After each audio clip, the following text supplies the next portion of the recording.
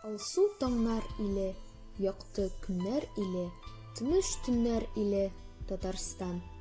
Тырыш ҡыҙлар белән, батыр уллар белән ғорурлана ала Татарстан. Хуш исле шәшәкләр, шифалы шишмәләр, йәшәтә җиремне Татарстан. Шушы Татарстанның йәмле Дусай Кишү ауылында туған ҡыз булам мин. Мин Сәлихова Айгөл Вахит ҡызы. 1996 йылның йәмле җәй айларында донъяға килдем. Чаллы шәһәрендә балалар баҡшасына йөрөдөм, 11-нче сыйныфны тамамладым. Чаллы филиалы Ҡазан федераль университетының бизнес-информатика белгечлеген алып сыҡтым. Шулай уҡ магистратура прикладная информатика белгечлеген ҡызыл дипломға бетердем. Хәзерге ваҡытта Чаллы шәһәренең налоговый инспекциясында эшлим. Мин үзем шәһәр ҡызы булсам да, үземнең әби-бабайларым, әти-әнием торған Дусай Кишү ауылына бик йыш ҡайтам.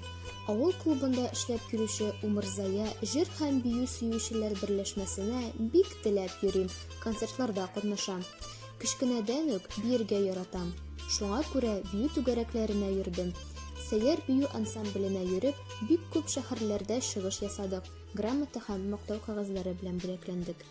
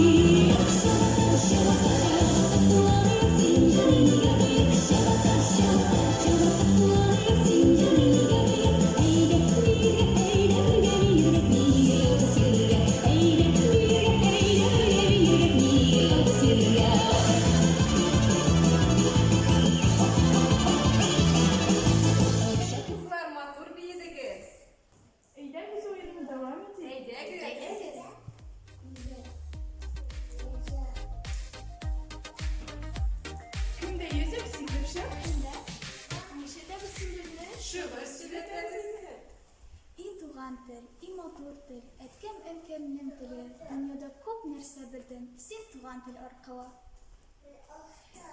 Devam ederiz.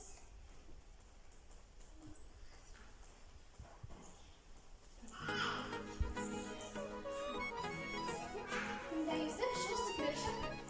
Minde buradaydı bu. Nişetemiz.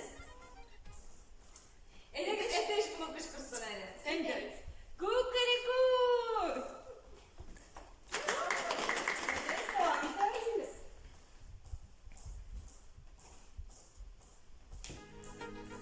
Biz hükümde sikirekşe. Nişetemiz. Yiyeceğimiz. Yarar idi bilir.